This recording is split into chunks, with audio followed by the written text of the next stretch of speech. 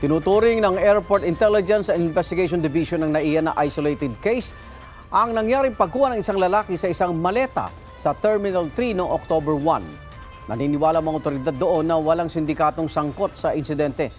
Nakakuha lang daw ng oportunidad ang lalaki na kunin ang maleta na naiwan ng pasahero.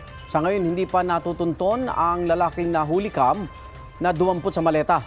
Hawak na ng mga otoridad ang enhanced photo ng lalaki. Palilinawin pa raw ito para matukoy kung sino siya. Igan, mauna ka sa mga balita. Mag-subscribe sa GMA Integrated News sa YouTube. Sa mga kapuso abroad, subaybayan nyo kami sa GMA Pinoy TV at sa www.gmanews.tv.